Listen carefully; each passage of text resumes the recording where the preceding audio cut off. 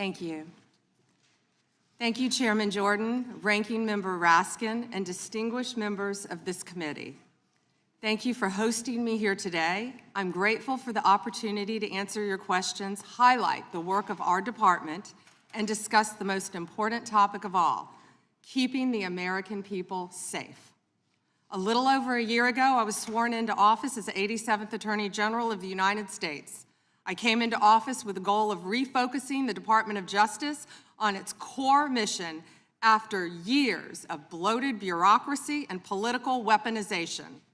The Department of Justice's core mission is to fight violent crime, protect the American people, and defend the rule of law above all else. While our work is never done, we have made tremendous progress to make America safe again.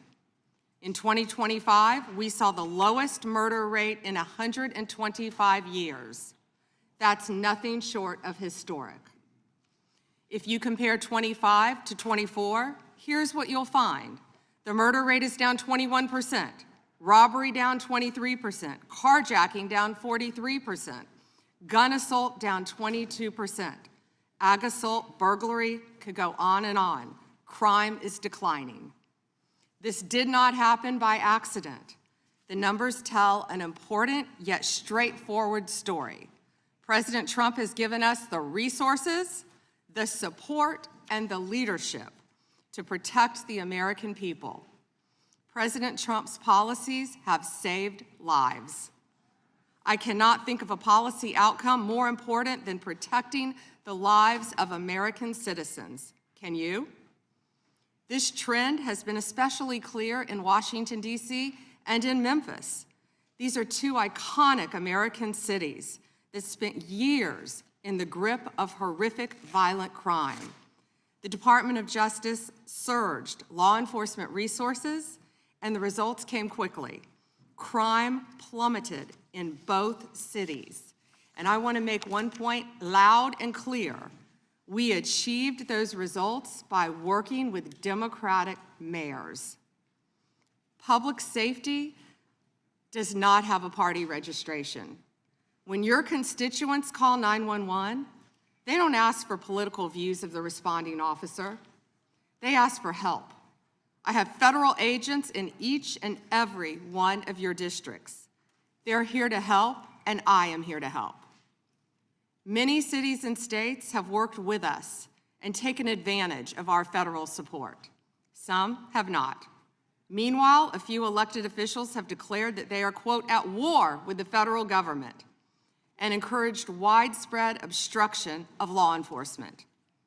This has resulted in avoidable clashes on the streets, as you've all seen. We've seen rioters storming a Christian church. Citizens and law enforcement officers have both been endangered by reckless rhetoric.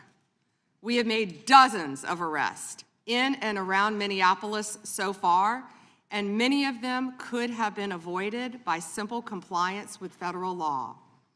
Of course, our efforts reach beyond our urban centers.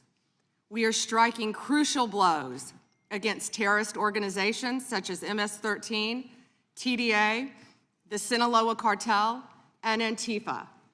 And as we sit here, I think you've seen the news this morning. The news is reporting that cartel drones are being shot down by our military. That's what we all should care about right now, protecting America.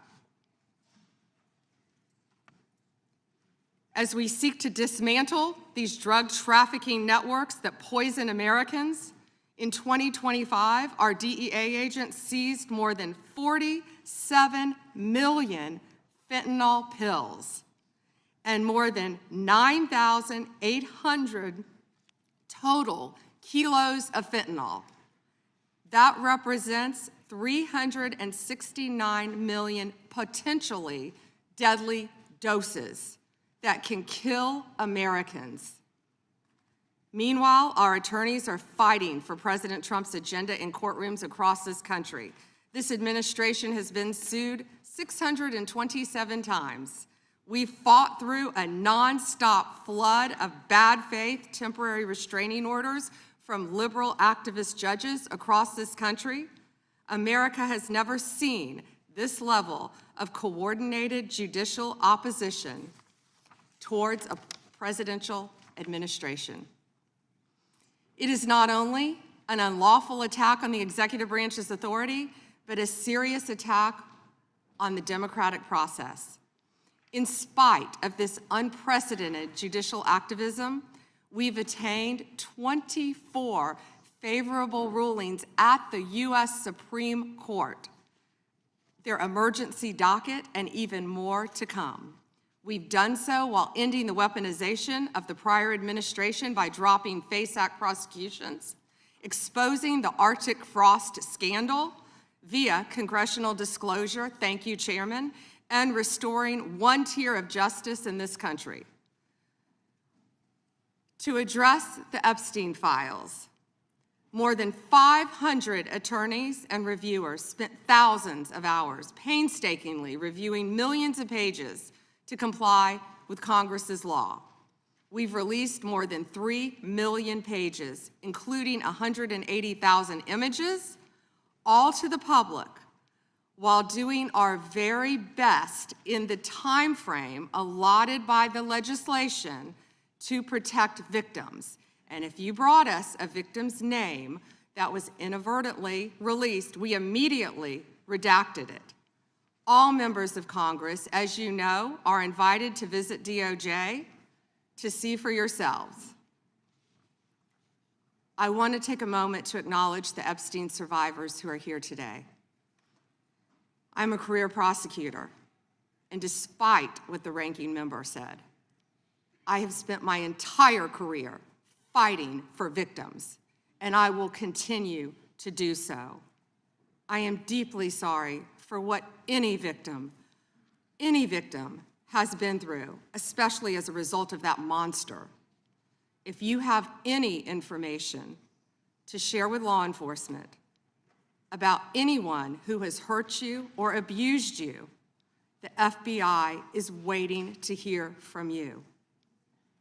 I want you to know that any accusations of criminal wrongdoing will be taken seriously and investigated. The Department of Justice is committed to holding criminals accountable to the fullest extent of the law. In 2025, the FBI arrested over 1,700 child predators, a 10% increase from 2024.